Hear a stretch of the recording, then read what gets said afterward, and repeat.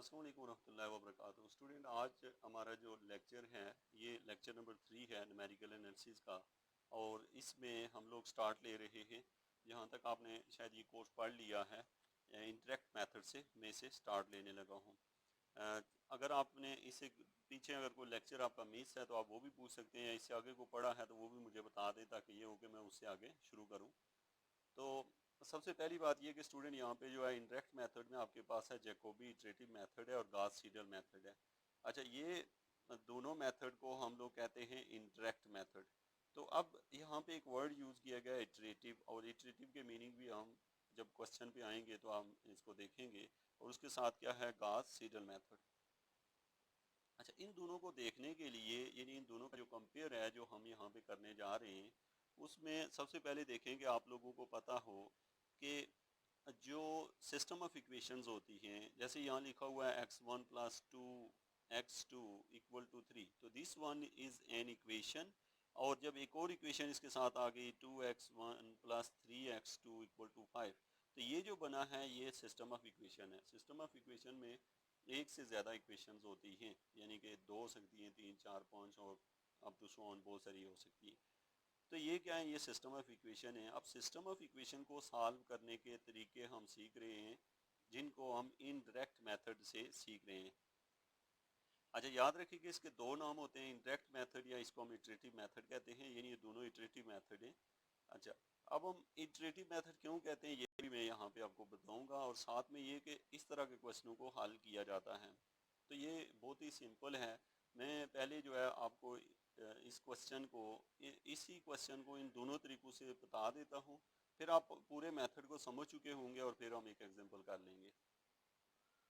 सबसे पहला स्टेप ये होता है स्टूडेंट के, आप लोगों ने ये करना होता है कि यहाँ पे जो दो या चार या छः या 10 जितनी इक्वेशनें दी हुई होती हैं, उनमें से आपने यहाँ से देखना होता है कि आप कीमतें कैसे निकालें। अच्छा, कैसे निकालते होते हैं, जैसे आप देखें यहाँ पे है x1 अन जो है, यहाँ से आपने x1 निकाल लिया, तो x1 इक्वल टू आ गया 3 माइनस 2x2 आ गया। अच्छा, फिर दूसरे से आपने x2 निकाल लिया, और x2 निकलेगा x2 इक्वल टू 1/3 इंटू, यहाँ पे मेरे पास है जस्ट 5 है, और ये उधर जाएगा तो -2x1। तो ये हो सो आपको समझ होगा कि मैंने यहाँ पे क्या किया।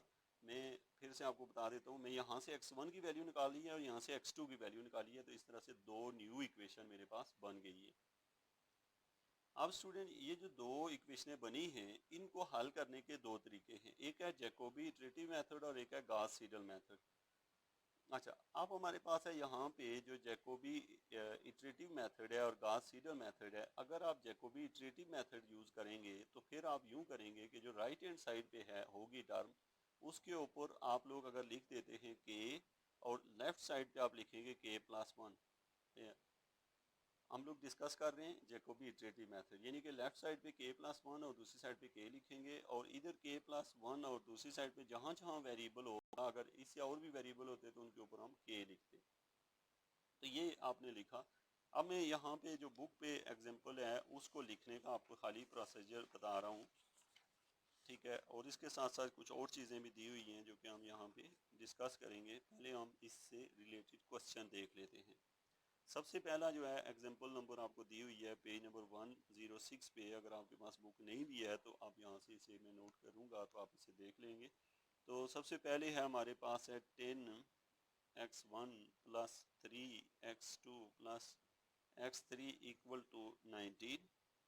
इक्वेशन नंबर 2 है 3x1 plus 10x2 plus 2x3 equal to 29।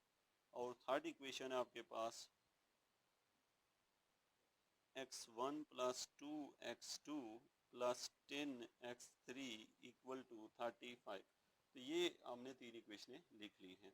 अब स्टूडेंट, ये क्या है, ये है system of equation with three unknown. यहाँ पे तीन अननोन है, सिस्टम ऑफ इक्वेशन है, और नंबर ऑफ इक्वेशन भी तीन है।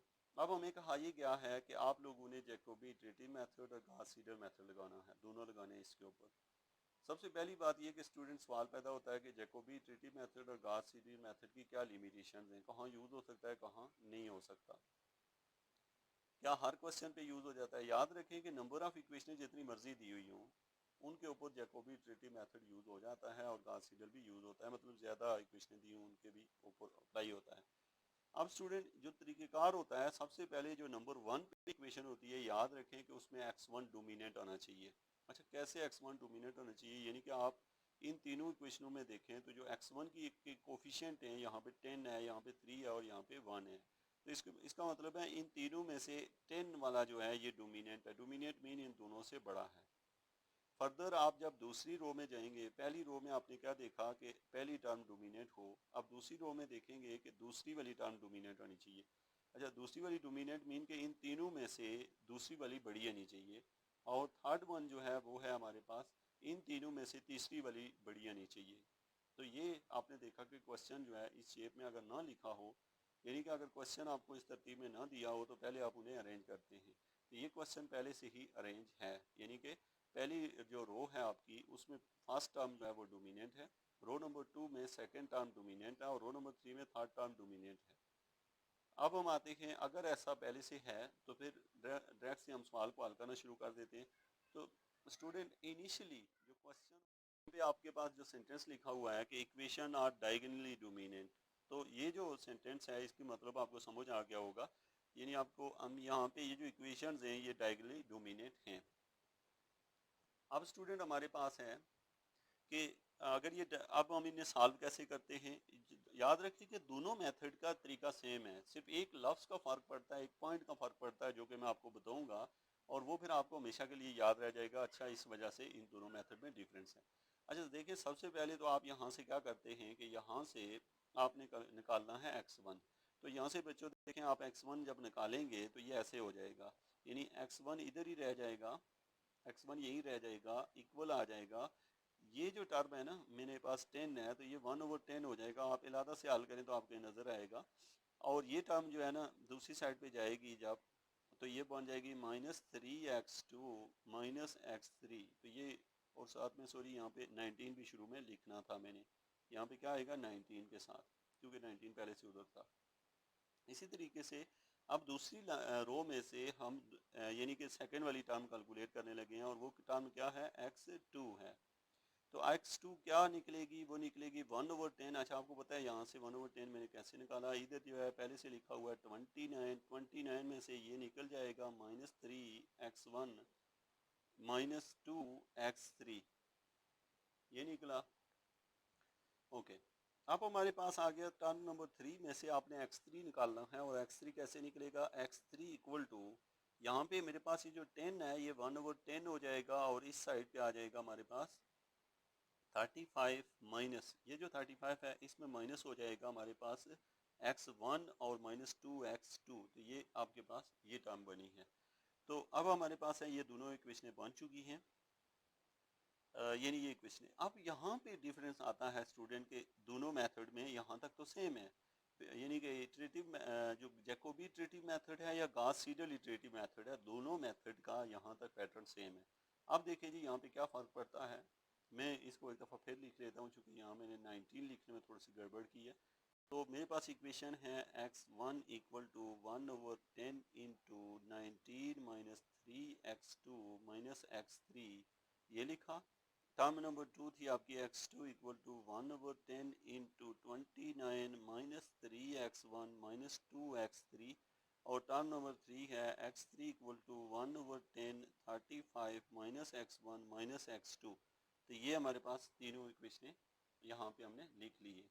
अच्छा, इन्हीं इक्वेशन को दो बार मैं लिख लेता हूँ, चूँकि मैं दोनों मेथड अप्लाई करूँगा। तो x1 equal to 1/10 into 19 -3x2 -x3, और साथ में x2 equal to 1/10 into 29 -3x1 -2x3, और थर्ड वन है x3 equal to 1/10 into 35 -x1 -2x2। तो ये मेरे पास तीनों इक्वेशनें स्टूडेंट तैयार हैं। अब मसला ये है कि मैं इसके ऊपर लगा रहा हूँ इटरेटिव मेथड। अब इटरेटिव सॉरी दोनों इटरेटिव ही हैं, जैकोबी मेथड। कौन सा लगा रहा हूँ, जैकोबी। तो पहली जो टर्म है जिसके ऊपर आप यहाँ पे मेथड अप्लाई करने लगे हैं, जैकोबी। जैकोबी, तो जैकोबी में आपके पास ये इसके ऊपर मैं जैकोबी लगाने लगा हूँ, और ये जो क्वेश्चन है इसके ऊपर मैंने जो है ना वो सीडल लगाना है। ये जो है मेरे पास इसके ऊपर मैं सीडल मेथड अप्लाई करूँगा। अब स्टूडेंट सवाल ये पैदा होता है कि जो जैकोबी है उसको कैसे लिखा जाता है और सीडल। अब आप समझिएगा, अगर आप जैकोबी को पढ़ रहे हैं तो जैकोबी में इस साइड पे लिखेंगे k+1, यहाँ पे लिखेंगे k+1, यहाँ पे लिखेंगे k+1। तो आपको समझ आ गई, ये लिखा। अच्छा, अगर आप सीडल पढ़ रहे हैं तो फिर भी आप यहाँ पे लिखेंगे k+1, यहाँ पे k+1, यहाँ पे k+1 लिख लिया। इसका मतलब है ये तो सेम हुए। अच्छा, यहाँ पे हम लिखेंगे k और यहाँ पे k, ये कौन सा लिख रहा हूँ मैं, जैकोबी में। यानी मैंने क्या किया, यहाँ पे जो लिखा है k और यहाँ पे भी k, इधर भी k, इधर भी k, यहाँ पे भी k और यहाँ पे भी k। अच्छा, ये सारे आपने k वगैरह लिख लिए हैं। अच्छा, ये जो k है ये इसकी पावर नहीं है, ये जस्ट एक नोटेशन है। तो अब आपको समझ आ गया कि हम जब जैकोबी को यूज़ करते हैं तो इधर k+1 लिखते हैं और इधर k, और सीडल को जब यूज़ करते हैं तो इस साइड पे k+1 ही आता है, और राइट साइड पे यहाँ पे स्टूडेंट आएगा k, पहली लाइन में दोनों में k। अब स्टूडेंट अगली लाइन जो ही जब आएगी तो याद रखें कि जो वैल्यू पीछे निकल चुकी होगी, अब देखें चूंकि इस पूरी रो में देखें तो इधर तो k+1 है, यहाँ पे x1 चूंकि ऊपर वाली रो में कैलकुलेट हो चुका है, तो जब x1 कैलकुलेट हो चुका है तो इसका मतलब है k+1 रखेंगे, क्योंकि k+1 हमें पहले मिल चुका होगा। और इस लाइन में जो x3 है ना, x3 के ऊपर हम खाली k ही रखेंगे, क्योंकि x3 की वैल्यू अभी ऊपर से निकली नहीं है, क्योंकि ये गॉस सीडल मेथड है और ये पीछे से c करके चलता है। c मीन के जो पिछली वैल्यू निकलती है उसको देख के आगे चलता है, मीन पिछली वैल्यू को यूज़ करता है अपने अंदर। जबकि इस मेथड में कोई भी जो वैल्यू है सब में k ही आता है, मीन कोई ये वाला x1 पिछली वैल्यू को यूज़ नहीं किया जाता, मतलब जो जवाब पीछे से निकलता है वो यहाँ पुट नहीं करते। जबकि दूसरे मेथड में जो आंसर यहाँ से निकलेगा वो यहाँ पुट होगा। अब ये चूंकि सी कर रहा होता है, मतलब पीछे से देख रहा होता है। अब यहाँ पे हम आते हैं सीडल मेथड में, यहाँ पे हम लिखेंगे k+1, क्योंकि x1 k+1 निकल चुका होता है, और यहाँ पे x2 जो है ये जो है k+1 ये भी निकल चुका होता है, इसके ऊपर भी k+1 रखते हैं। तो ये दोनों में मेन डिफरेंस है जो कि हमारे दोनों मेथड हैं, जैकोबी में और सीडल मेथड में। तो मेन डिफरेंस आपको पता चला। अब स्टूडेंट हमारे पास जब क्वेश्चन दिया होता है तो याद रखें कि 2 पॉइंट ऑफ व्यू से दिया होगा। नंबर 1, या तो आपको क्वेश्चन दे के साथ में इनिशियल गैस दिए होंगे, या फिर आपको इनिशियल गैस खुद चूज़ करने हैं क्वेश्चन को सॉल्व करने के लिए। तो अगर आपको इनिशियल गैस नहीं दिए होते तो आप इन मेथड को सॉल्व करने के लिए अमूमन जो गैस हैं वो 0 0 और 0 लेंगे। मतलब ये चूँकि 3 रोज थे तो 3 ही हमने इनिशियल गैस लिए, चूँकि 3 अननोन थे। अगर 4 होते तो 4 0 0 ले लेते।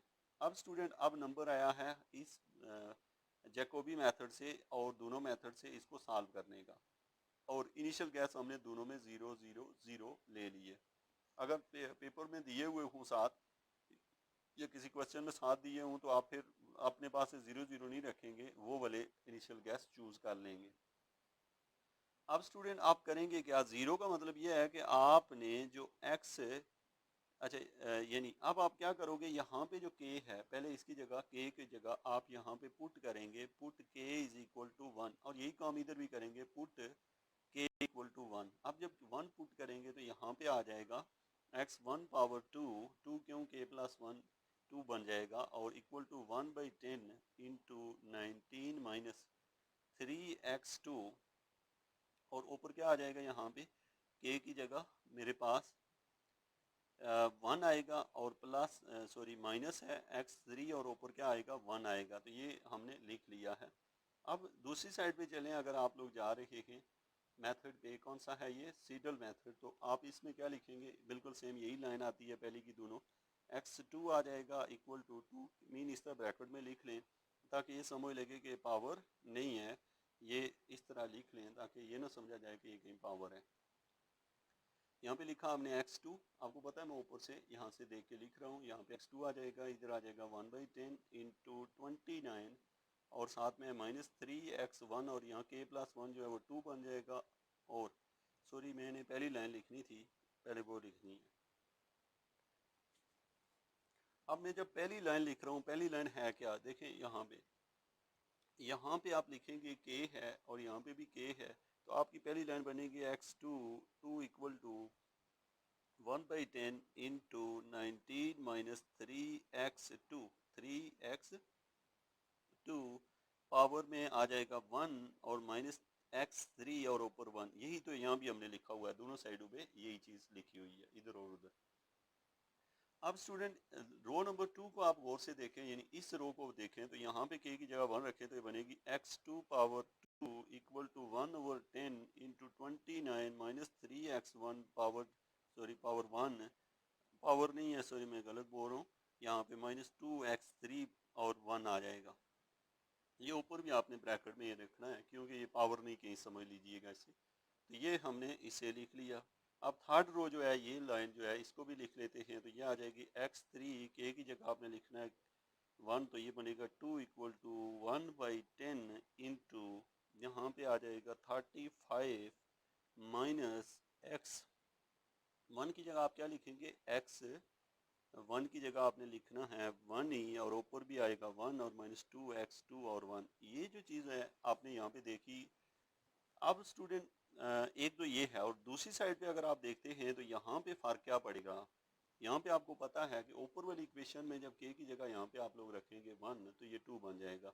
तो इक्वेशन यूँ बनेगी ये x1 था, अब मैं लिखता हूँ x2 power 2 equal to 1/10 into 29 minus 3x2 आ जाएगा, 2 क्यों आया k प्लस 1 माइनस 2x3 और ऊपर क्या आ जाएगा 1। तो ये आपने लिख लिया, और इसी तरीके से आप x3 लिखेंगे और x3 के ऊपर क्या है k प्लस 1। अच्छा k प्लस 1 मीन के k की जगह आपने क्या रखना है 1, तो ऊपर आ जाएगा 2, जब 2 आया इक्वल टू 1/10, और इस साइड पे है 35 माइनस x1 और ऊपर देखें x प्लस 1 क्या होगा k प्लस 1 मीन के ऊपर आ जाएगा 2, k प्लस 1 2 आ गया और माइनस 2x2 ऊपर आ गया 2। तो ये दोनों में डिफरेंस है आपने देखा। अब आप करते क्या हैं, क्वेश्चन को कैसे सॉल्व करते हैं, मैं सिर्फ एक साइड लेके चलूँगा आप, ताकि ये हो कि आपको समझ आ जाए, आप चूँकि क्वेश्चन दोनों टाइप से आप समझ चुके हैं। तो अब देखें आपने इनिशियल गैस चूज़ करना है। इनिशियल गैस मीन के जो ऊपर आपने 0 0 0 चूज़ किया था, इसका मतलब है ये x1 पावर 0 है, पावर नहीं है ये, x2 ऊपर 0 है और x3 ऊपर 0 की कीमत है ये वैल्यूज़ उठा के आप 0 नहीं बल्कि चूँकि इधर 1 लिया हुआ है मैंने, तो आपने यहाँ पे ऊपर शुरू में अगर मैं ये लिखता 1 की जगह पुट k इक्वल टू 0 करता तो फिर ये 0 आता। मैंने चूँकि 1 कर दिया है, यहाँ के 1 से शुरू करें या 0 से करें तो कोई फ़र्क नहीं पड़ता, तो मैंने चूँकि 1 से शुरू किया तो ये फिर मुझे ऊपर 1 1 रखने पड़ेंगे, यहाँ भी 1 यहाँ पे भी 1 और यहाँ पे भी 1 रखना पड़ेगा। अब मैं क्या करूँगा, यहाँ पे सब्स्टिट्यूशन करने लगा हूँ, यानी मैं लिखूँगा x1 ऊपर 2 आ जाएगा इक्वल टू 1/10 इंटू 19, बस ये आया। अच्छा स्टूडेंट क्यों, क्योंकि इसकी वैल्यू भी 0 है और इसकी वैल्यू भी 0 है। इसी तरीके से यहाँ से मैं निकालूंगा x2 और ये इक्वल होगा कि इसके 1/10 इंटू 29, क्योंकि ये दोनों 0 हो जाएंगे, और थर्ड वन मेरे पास आ जाएगा x3 power 2 equal to 1/10 into 35 आएगा, और ये दोनों क्या हो जाएंगे 0 हो जाएंगे। अब स्टूडेंट ये आपने फर्स्ट इटरेशन कर ली है, आपने कीमतें निकाल ली हैं, आप कैलकुलेटर से इनको डिवाइड कर सकते हैं, जो भी आंसर आएगा वो आपका काबिल कबूल है। अब ये फर्स्ट इटरेशन थी। अब सेकेंड इटरेशन पे जाएंगे जब आप लोग, यानी कि आप इसको लिख लेते हैं कि आपके पास ये क्या है, ये जो आपने काम किया है साथ में लिख लें, फर्स्ट इटरेशन है ये। अब आप आते हैं सेकेंड इटरेशन पे आप लोग आ रहे हैं। अब सेकेंड इटरेशन में आपने करना क्या है, आपने ये करना है कि मैं यहाँ पे x1 2 और 3 जो है इसमें अब मैं अगर गौर करूँ तो यहाँ पे मेरे पास आ जाता है अब ऊपर जहाँ k की जगह 1 रखा था आपने, आप k की जगह 2 रखेंगे, और अगर पहले से आपने k की जगह 0 रखा था तो आप 1 रखेंगे। तो आप यहाँ पे लिखेंगे put k is equal to 1। अब जब k इक्वल टू 1 रखेंगे तो ऊपर वाली इक्वेशन में यहाँ पे जहाँ पे x2 है वहाँ पे 3 आ जाएगा, और यहाँ पे 2 2 और यहाँ पे 2 यहाँ 2 यहाँ 2 यहाँ 2 और इधर 3 3 आ जाएगा। अब आप क्या करोगे कि जो कीमतें आपने पहले निकाली हुई होंगी, क्योंकि ये जो कीमत होगी x1 2 x2 2 x3 2, ये कीमतें जो होंगी ये स्टूडेंट तीनों कीमतें ऊपर जाके पुट होंगी, यहाँ पे पुट होके फिर क्या निकलेगा स्टेप नंबर 2 निकल आएगा, जिसमें आपने क्या निकाल लेना है, सेकेंड इटरेशन में x1 2 और x2 2 और x3 2 आप तीनों निकाल देंगे। जैसे यहाँ पे आपको यहाँ निकल जाएगा x1 3 निकलेगा, x2 3 निकलेगा, x3 3 निकलेगा। ये तीनों कीमतें आप ऊपर से निकाल लेंगे। जब ये तीनों कीमतें निकल आएंगी हमारे पास, जो कि मैं यहाँ पे लिख देता हूँ, अगर मुझे कहीं नज़र आए कि ये कहाँ कैलकुलेट हुई हुई है तो मैं यहाँ पे लिख लूँ। चूँकि ये कीमतें मेरे सामने हैं, आप कैलकुलेट करेंगे तो ये कुछ इस तरह से आई हुई है 0.68, फिर दूसरी जो वैल्यू है वो है 1.63 और तीसरी वैल्यू है 2.73। तो ये वैल्यू आपकी कैलकुलेट होके निकलेगी। तो स्टूडेंट आपने यहाँ k इज इक्वल टू यहाँ 1 की जगह पहले आपने 1 कर दिया था, अब 2 करेंगे तो 2 पुट किया तो ये वैल्यू निकली है। अब आप थर्ड इटरेशन करेंगे और इस प्रोसेस को कंटिन्यू रखेंगे। अच्छा, कब तक कंटिन्यू रखेंगे? जब तक कि आपके जो आंसर है ना, वो जैसे यहाँ पे आंसर 0.68 आया तो आगे जाके तो वो भी तकरीबन 0.68 के करीब आने लगे। अच्छा, अब ये स्टूडेंट आपने कंटिन्यू किया, अब आते हैं दूसरी साइड पे और देखते हैं कौन सा मेथड है ये। इंटरेक्ट मेथड में आप लोग देख रहे हैं सीडल मेथड। अब सीडल मेथड में फ़र्क ये होता है कि पहली लाइन में तो 0 0 रख देंगे, वहाँ से पहली वैल्यू वही निकलेगी जो दूसरे में निकली है, लेकिन दूसरी वैल्यू में जो ऊपर से कीमत निकली होगी वो यहाँ पुट करेंगे और यहाँ पे 0 ही रखेंगे क्योंकि इसकी कीमत अभी नहीं निकली होगी। और तीसरी रो में आपने यहाँ पे भी ऊपर जो कीमत निकली होगी वो, और तीसरी में भी जो ऊपर निकली होगी वो पुट करेंगे। फिर आपके ये तीनों निकल आएंगे। जब तीनों निकल आएंगे तो फर्स्ट इटरेशन कंप्लीट हो जाएगी। फिर आप आएंगे सेकेंड इटरेशन पे और k की जगह आप अगर पहले आपने रखा था k इक्वल टू 0 तो आप k इक्वल टू 1 रखेंगे, और अगर आपने k इक्वल टू 1 से शुरू किया था तो आप इसे k इक्वल टू 2 रखेंगे। तो ज़्यादा बेटर स्टूडेंट 0 से ही होता है, चूँकि मैंने 1 से ले लिया था। 0 से बेटर इसलिए है कि इनिशियल गैस जो है ना वो 0 से स्टार्ट करें तो बेटर है, क्योंकि अगर बुक में देखा जाए तो अगर 80% जो आथर्स हैं वो इसको फॉलो करते हैं 0 0 को, और कुछ जो है ना 20% ये है कि वो 1 से भी उसे स्टार्ट लेते हैं, तो इससे वो फ़र्क नहीं पड़ता। हाँ, तो स्टूडेंट हमारे पास है यहाँ पे आप लोगों ने ये देखा है कि आपके जो रिजल्ट हैं यानी ये जो निकलेंगी वैल्यू, इस प्रोसेस को कंटिन्यू करेंगे। अब आपने रोकना कहाँ पे है इस प्रोसेस को?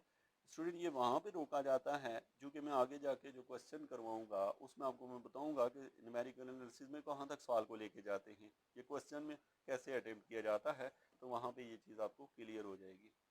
आपके इसके रिलेटेड कोई क्वेश्चन हो तो मैं आपको लिंक सेंड करूँगा गूगल मीट का, उसके ऊपर सारे स्टूडेंट ऑनलाइन हो जाएं और ताकि आपके क्वेश्चन का आंसर आपको एक साथ मिल जाए। Thank you very much.